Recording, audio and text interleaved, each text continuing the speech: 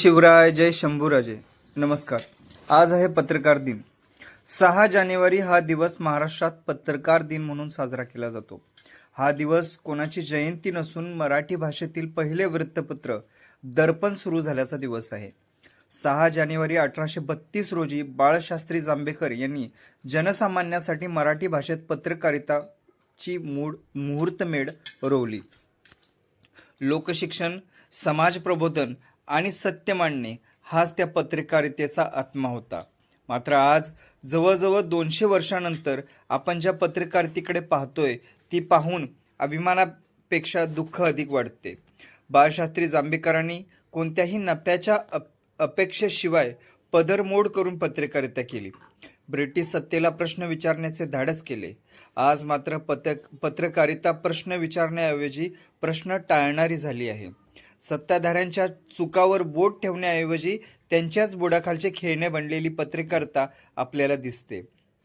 आजच्या बहुतांश वृत्तपत्रे, वाहिन्या आणि डिजिटल माध्यमे ही नेत्यांच्या, पक्षाच्या किंवा मोठ्या व्यावसायिकाच्या हातात गेली आहेत. जाहिरातीच्या पैशावर चालणारी पत्रकारिता सत्यापेक्षा TRP, व्ह्यूज आणि लाईक्सला महत्त्व देऊ लागली आहे. बातमी ही माहिती देण्यासाठी नसून अजेंडा राबवण्यासाठी वापरली जात आहे. खरा पत्रकार तो असतो जो सत्तेला घाबरत नाही, पैशाला विकला जात नाही आणि जनतेचा आवाज बनतो. पण आज असा पत्रकार दुर्मिळ होत चालला आहे. जो प्रश्न विचारतो तो देशद्रोही ठरला जातो आहे. जो अन्यायाविरुद्ध लिहितो त्याच्यावर दबाव आणला जातो आहे. त्यामुळे अनेक पत्रकार नोकरी वाचवण्यासाठी मौन पाळतात. पत्रकारिता हळूहळू मरण्याच्या वाटेवर जाते. आजचा पत्रकार दिन हा केवळ पुष्पहार, सत्कार आणि भाषणापुरता मर्यादित राहिलेला आहे. पण या दिवशी खरे आत्मपरीक्षण होणे गरजेचं आहे.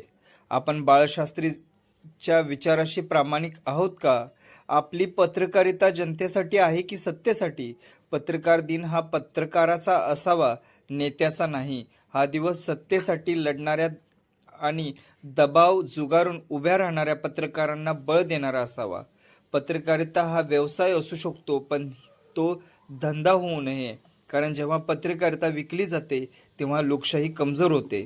आजच्या पत्रकार दिनी एवढेच म्हणावेसे वाटते, बाळशास्त्री जांभेकरांनी पेटवलेल्या सत्याचा दिवा विझू देऊ नका. खरा पत्रकार जिवंत ठेवा. कारण पत्रकारिता जिवंत असेल तर लोकशाही जिवंत राहील. जय भवानी.